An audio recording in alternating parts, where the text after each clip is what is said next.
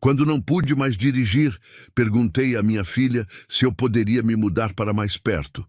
O marido dela disse: "Não estamos administrando um albergue para idosos. Dê um jeito." Ela desviou o olhar e disse: "Estamos ocupados demais para lidar com isso." Concordei. Então liguei para um corretor de imóveis, e o que fiz com os meus bens chocou a família. "Olá, eu sou o Joaquim. Tenho 74 anos agora, mas isso começou quando eu tinha 71 e morava em Campinas."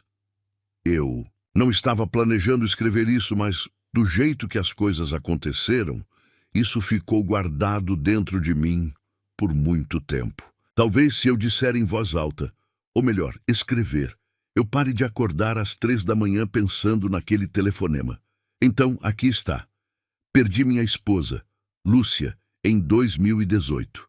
Câncer de mama. Rápido, brutal. Foram 44 anos de casamento. Ela morreu em casa, segurando minha mão. Depois disso, as coisas ficaram tranquilas, não pacíficas, só vazias, silenciosas demais. Me saí bem no primeiro ano. Cuidei da casa, do jardim, paguei as contas e fui à Associação dos Veteranos Paulistas nas sextas-feiras. Conversava com os vizinhos de vez em quando, mas minhas mãos começaram a me incomodar.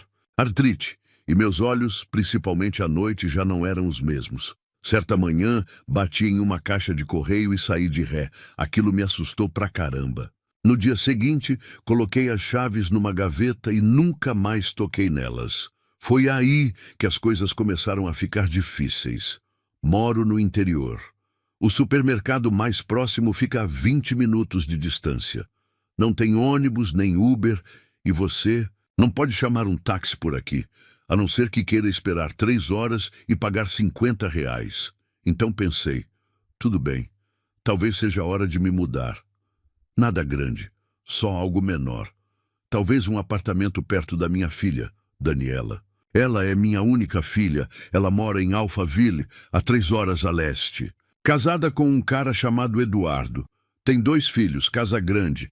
Ela é orientadora escolar. Ele trabalha com finanças, seguros ou algo assim. Vive se gabando de negócios e viagens. Não éramos muito próximos, mas conversávamos. Feriados, aniversários, encontros casuais. Depois que Lúcia morreu, Daniela veio ficar comigo por 2 fins de semana. Ajudou a embalar algumas coisas. Choramos um pouco. Depois, a vida seguiu seu curso. Enfim, pensei em ligar para ela e avisar que estava pensando em me mudar para mais perto. Não para morar com eles, só para perto. Pensei em irmos a alguns lugares juntos. Eu esperava que talvez ela gostasse. Esperei até o meio da tarde de domingo. Eu sabia que era quando ela costumava lavar roupa e ficar em casa. Ela respondeu um pouco sem fôlego. "Oi, pai, está tudo bem?" Sim, estou bem. Só queria te contar uma coisa." "Claro." E aí, eu disse a ela que não ia mais dirigir, que as coisas estavam ficando um pouco difíceis sozinho e que estava pensando em vender a casa, talvez me mudar para mais perto dela. Ela não respondeu de imediato. Então, ouvi ao fundo o marido dela, Eduardo, alto e claro, como se estivesse ao meu lado. "Não estamos administrando um albergue para idosos, Daniela. Ele entende." Meu coração parou por um segundo. Esperei que ela o repreendesse, dissesse alguma coisa. Me defendesse, ela não disse. Em vez disso, suspirou. Então, com a voz mais baixa, "Estamos muito ocupados agora, pai. As crianças, o Eduardo está trabalhando. Acho que não conseguimos lidar com isso. Como se eu fosse uma pilha de roupa para lavar ou um conserto de carro. Não fiquei bravo. Não gritei, só fiquei sentado ali, segurando o telefone. Olhei ao redor da sala, minha antiga casa, a parede que Lúcia pintou, o sofá que ela escolheu. De repente, tudo me pareceu estranho. Eu entendi. Eu disse, "Obrigado mesmo assim", e desliguei. Na manhã seguinte, liguei para um corretor de imóveis. "Oi", eu disse. "Estou pensando em vender. Você pode vir?" Cláudia veio naquela quinta-feira, uma profissional de 40 e poucos anos. Não fez muitas perguntas. Visitamos o imóvel. Ela disse que estava em ótimo estado. Ia vender rápido, ela estava certa. Em 4 semanas, eu tinha um comprador. Um casal de aposentados que estava se mudando de Goiás para ficar mais perto do filho. Eles compraram à vista. Não contei para a Daniela que vendi. Por que contaria? Eu estava cansado de tentar me manter na vida de alguém que não me queria. Encontrei um pequeno apartamento de 1 quarto em Jundiaí. Um bom bairro, mais perto de médicos, com um supermercado a 1 quadra de distância. Tudo o que eu precisava. Então, liguei para o meu advogado. Eu tinha um testamento. Tinha-o há anos. Tudo costumava ir para a Daniela. A poupança da casa, o caminhão, o seguro, tudo. Mas depois daquele telefonema comecei a pensar. Ela já tinha feito a escolha dela, então eu fiz a minha. Pedi ao meu advogado, Dr. Sérgio, para mudar tudo. Metade do meu patrimônio iria para um grupo local de veteranos, que constrói casas para idosos ex-militares. A outra metade para um programa para idosos em Campinas, que ajuda pessoas como eu, pessoas sem ninguém. O caminhão? Eu ainda não tinha decidido sobre essa parte. Mais ou menos 1 ano se passou. A vida estava tranquila, mas ótima. Fiz alguns amigos no centro para idosos. Havia Neuza, uma mulher doce, viúva como eu. O neto dela, Lucas, me ajudou a consertar uma pia com vazamento uma vez. Um bom rapaz. Vieram me ver, mesmo sem eu ter pedido. Então, uma noite, tive um derrame. Não me lembro de muita coisa. Acordei no hospital com uma enfermeira apontando uma luz nos meus olhos. Disseram que foi leve. Descobriram cedo. Mesmo assim, me assustou. Me fez pensar em como as coisas podem mudar rápido. Fiquei no centro de reabilitação por 2 semanas. Quando saí, fiz algo que não fazia há mais de 1 ano. Liguei para a Daniela. Ela a atendeu. Contei o que tinha acontecido, que eu havia tido um derrame, mas estava bem agora, que só queria que ela soubesse. Ela ficou em silêncio por um longo tempo. Então disse: "Por que você não me ligou antes?" Eu não disse o que realmente queria dizer, que ela já tinha deixado claro o seu ponto de vista. Em vez disso, falei: "Você estava ocupada." Então, acrescentei mais uma coisa. Mudei meu testamento, Daniela. Ele não vai mais para você. O silêncio na linha era pesado. Você o quê? Ela respondeu: "Tenho pessoas me ajudando aqui. Pessoas que não me trataram como um fardo. São elas que vão ficar com o que eu tenho." Ela começou a chorar. Lágrimas de verdade. Eu não me sentia satisfeito. Não me senti cruel. Não senti nada. Só cansaço. Ela veio me ver 2 semanas depois. Trouxe flores, sentou-se ao meu lado e pediu desculpas várias vezes.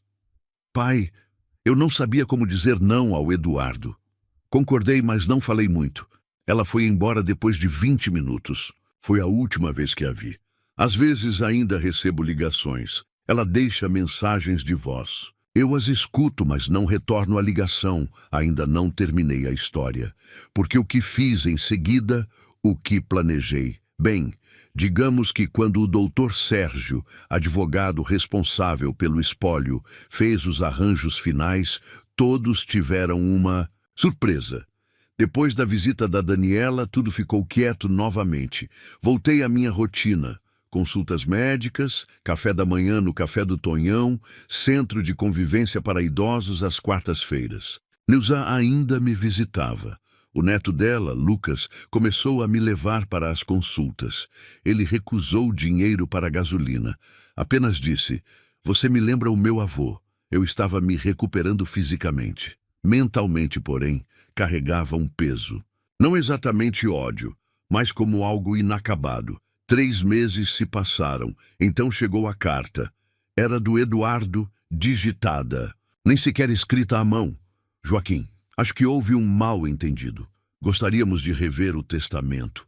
Daniela estava muito emocionada na última conversa de vocês e acredito que ela não tenha se expressado com clareza. Sempre nos preocupamos com o seu bem-estar. Vamos jantar juntos algum dia e conversar sobre como seguir em frente como família. Sem desculpas, sem propriedade, apenas um absurdo corporativo. Eu não atendi. 2 semanas depois, Daniela ligou. Atendi dessa vez. Pai, ela disse, por favor, o Eduardo passou dos limites antes. Eu sei disso, mas estamos tentando. As crianças querem te ver. Essa parte me deu uma dor no peito. Eu não via meus netos havia quase 2 anos. Não disse não, mas também não disse sim. Ela tentou de novo. Estávamos pensando que talvez você pudesse se mudar para uma dessas casas de repouso perto da gente. Poderíamos nos visitar nos fins de semana. Quase ri. Eles não me deixavam morar perto deles, mas agora que farejavam dinheiro, estavam felizes em me colocar em algum lugar próximo, desde que não tivessem que lidar comigo eles mesmos. Vou pensar no assunto, eu disse, mas o que fiz em seguida foi ligar para o meu advogado. Podemos tornar o espólio ainda mais rígido? Perguntei. À prova de balas? Ele disse que sim. Reescrevemos tudo de forma tão rígida que nem um bando de tubarões famintos conseguiria rasgá-lo. Dei minha caminhonete ao Lucas. Não estava no testamento. Simplesmente assinei o título de propriedade. Tá falando sério? Ele disse com os olhos arregalados. Sério mesmo, eu respondi. Você fez mais por mim em 6 meses do que algumas pessoas fizeram numa vida inteira. Neuza descobriu e tentou me dar uma caçarola para agradecer. Eu disse que poderia me agradecer se me deixasse ensiná-la a jogar pôquer na quinta-feira seguinte. Então, outra reviravolta aconteceu. Eu estava no meu apartamento quando recebi uma ligação da recepção. Uma mulher estava lá embaixo pedindo para subir. Não disse o nome, eu neguei. 2 horas depois, alguém bateu na minha porta. Era a Daniela. Sem maquiagem, cabelo preso. Parecia que não dormia há dias. Desculpa, disse ela no segundo em que abri a porta.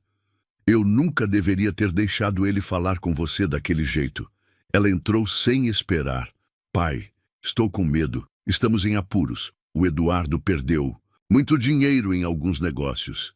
Ele não admite, mas acho que está perto da falência. Lá estava, o verdadeiro motivo. Ela tentou me abraçar. Eu não me mexi. Não estou aqui por dinheiro, sussurrou ela. Juro que eu simplesmente errei. Sentei-me, deixei-a falar. Ela chorou. Contou que a casa deles estava submersa, que o Eduardo estava apostando. Sim, apostando, e tentando esconder isso com perdas em investimentos. Quanto ele perdeu? Perguntei. Mais de 300 mil reais. Soltei um assobio baixo. Ela se encolheu. Não disse nada por um tempo. Apenas fiquei olhando para a TV. Não estava ligada. Então perguntei. Você veio aqui para me pedir ajuda? Ela desviou o olhar. Não, respondeu. Não exatamente, assenti. Levantei-me, fui até a cozinha e me servi de um copo d'água.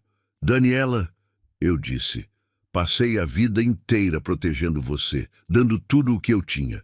Quando precisei de ajuda, tudo o que pedi foi para estar perto de você. Não para morar com você, nem para pedir dinheiro emprestado, só para não ficar tão sozinho. Ela começou a chorar de novo. Eu não a impedi. Não sei se vou te perdoar, eu disse. Ainda não. Talvez nunca. Eu sei. Ela sussurrou. Depois foi embora. Na manhã seguinte, Eduardo ligou. Eu não atendi. Ele deixou uma mensagem de voz. Disse que queria esclarecer as coisas. 2 dias. Depois descobri uma novidade. Eduardo estava tentando entrar em contato com o meu advogado. Ele apareceu no escritório e pediu uma reunião para discutir ajustes familiares. A recepcionista o dispensou. Meu advogado, Dr. Sérgio, me ligou logo depois.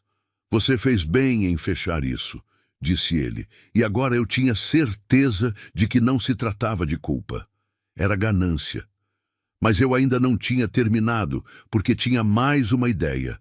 Mais uma jogada. E isso garantiria que eles nunca vissem 1 centavo, mas veriam o que perderam. 2 semanas depois da visita da Daniela, bateram à minha porta. Era a Neuza. Ela tinha uma expressão preocupada. Você pode se sentar, disse ela. Acabei de encontrar sua filha na farmácia. Levantei uma sobrancelha. O que ela estava fazendo aqui? Perguntou ao farmacêutico sobre suas receitas. Aquilo me atingiu em cheio. Nunca dei o nome da minha farmácia para a Daniela. Nunca contei nada a ela sobre meus remédios. Ela não me visitou nenhuma vez enquanto eu me recuperava do derrame, mas agora estava subitamente preocupada com minhas receitas. Disse que estava verificando se havia interações perigosas nos seus medicamentos. Mas não foi sutil. Parecia mais que ela estava procurando informações. Agradeci a Neuza e fiquei pensando nisso pelo resto da tarde. Por volta das 18 horas, liguei para a farmácia, pedi que colocassem um cadeado de privacidade no meu arquivo e dei uma lista de nomes que não deveriam receber nenhuma informação sobre mim, em hipótese alguma. Daniela e Eduardo estavam no topo da lista. No dia seguinte, recebi uma ligação do síndico do prédio. Ele disse que alguém estava tentando fazer perguntas sobre mim no saguão. Sobre minha saúde, se eu recebia visitas, se eu tinha parentes, listados para caso de emergência. Não dei nenhuma informação a ela, ele me disse. Mas achei que você deveria saber. Eles estavam circulando, não porque não me viam, mas porque esperavam que eu caísse morto e deixasse o cofre destrancado.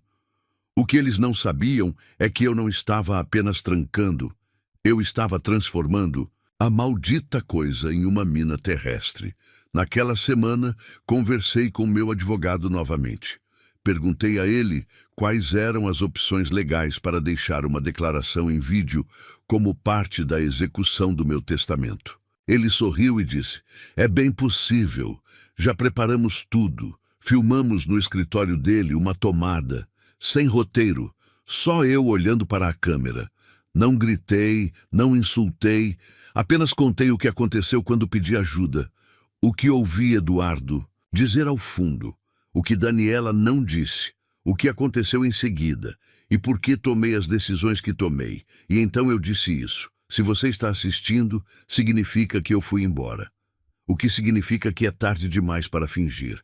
Você teve a chance de ser minha filha quando eu precisei.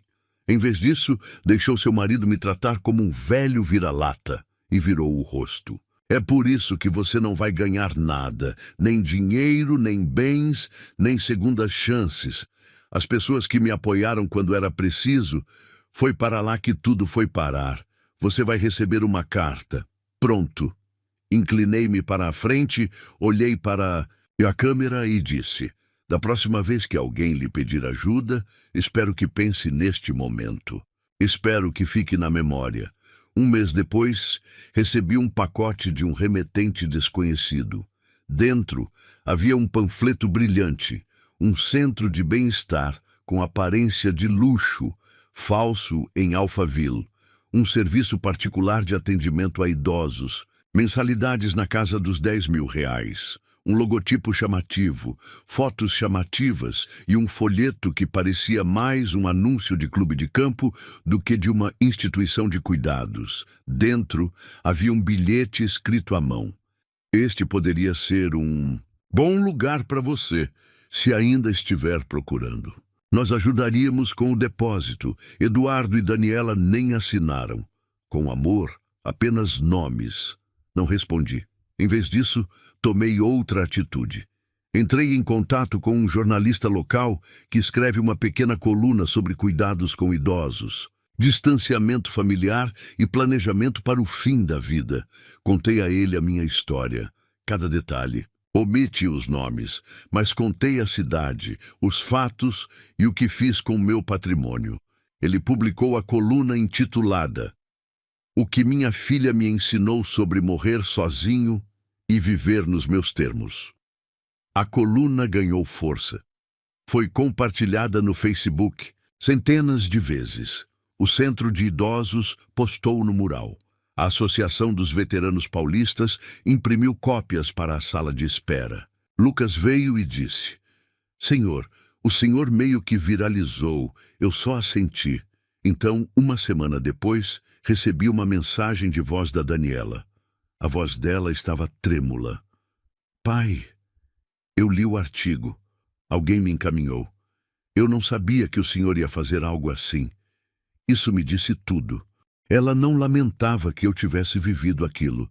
Estava chateada porque as pessoas soubessem. Eu só quero conversar, disse ela. Por favor, me ligue de volta. Não liguei, porque ainda não tinha terminado. Eu tinha uma última surpresa, planejada. Algo que ela nunca previu, não só para ela, mas para o Eduardo também. E quando a situação começasse, eles entenderiam exatamente como é ser tratado como um problema. Um mês depois que o artigo circulou, comecei a receber cartas e e-mails também, embora eu não os use muito. Mensagens de estranhos, alguns mais velhos, outros mais jovens, me agradecendo por dizer a verdade, por falar quando ninguém mais o faria. Uma mulher disse que sua filha parou de ligar para ela depois da primeira cirurgia cardíaca. Outro homem contou que o filho só o visitava para perguntar sobre herança. Percebi quantas pessoas passam pela mesma coisa que eu, esquecidas, ignoradas, usadas. Foi aí que tomei a decisão final. Veja bem, eu nunca contei a Daniela sobre a fundação. Depois que alterei meu testamento, comecei a construir algo com o Dr. Sérgio e um amigo do Centro de Idosos, que era contador de uma organização sem fins lucrativos. Criamos o Fundo Lucelar, em homenagem à minha falecida esposa. É um fundo privado de caridade criado para apoiar idosos que foram abandonados pela família. Tornamos isso público há apenas alguns meses. A imprensa local noticiou. Alguns programas de rádio ligaram para perguntar se eu daria uma entrevista. Mantive. Segredo até terminar. O problema? Listamos Eduardo e Daniela pelo nome na matéria da fundação. Não para humilhar, mas para explicar por que esse fundo precisava existir.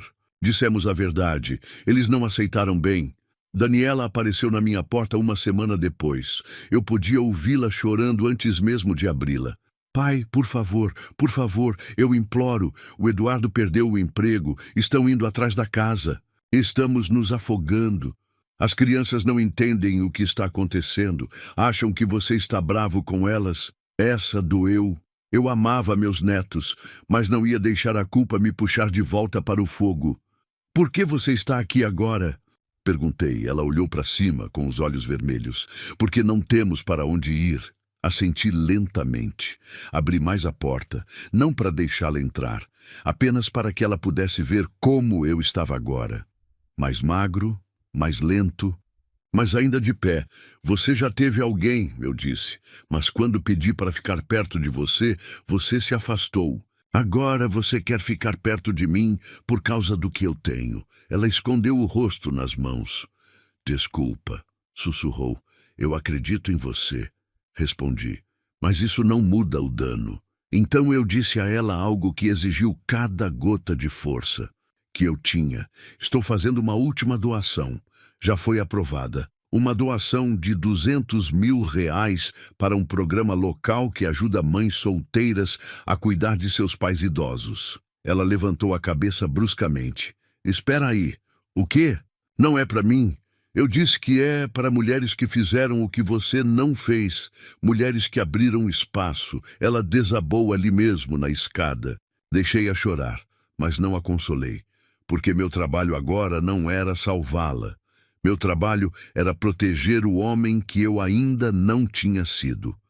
As consequências vieram rápido. Eduardo pediu falência. Descobri pelos registros do tribunal local, que são públicos. A casa deles foi listada para execução hipotecária. Daniela teve que se mudar para a casa dos sogros, os mesmos sogros que ela sempre jurou serem controladores e frios. Não celebro a dor deles, mas também não me sinto mal. Eles nunca foram feitos para serem punidos. Foram feitos para aprender. E aprenderam. Recebi um cartão da minha neta, Emma, 6 meses depois. Apenas um desenho num bilhete. Mamãe diz que você está bravo. Sinto sua falta. Foi isso que me quebrou. Guardo esse cartão na minha gaveta. Talvez um dia eu entre em contato com ela diretamente. Talvez, mas ainda não, porque a verdade é que ainda estou me recuperando. Lucas vem me visitar toda semana. Trabalhamos com rádios antigos na garagem que alugo perto do meu apartamento. Neuza traz sopa quando meus joelhos doem. O grupo da Associação dos Veteranos Paulistas batizou uma ala do novo projeto habitacional em homenagem a mim e a Lúcia. Minha filha e o marido dela perderam meu dinheiro. Eu encontrei paz. Era esse o negócio, e se eu tivesse que fazer de novo, teria ligado para aquele corretor antes. Agora me diz, se você estivesse no lugar do Joaquim, faria o mesmo com o seu testamento e família? Por quê? E você acha que a relação entre filhos e pais idosos mudou muito nos últimos tempos? Como você vê o papel da família nesse cuidado? Escreve aqui nos comentários, eu quero muito saber. Se você gostou do vídeo, clica em curtir. E se inscreve no canal, assim você não perde nenhuma história emocionante. E não esquece, deixa também o seu comentário com uma classificação de 1 a 10 para mostrar o quanto você gostou, porque assim eu consigo trazer mais vídeos que sejam interessantes para você. Assista também ao vídeo que agora está aparecendo na sua tela. Até breve.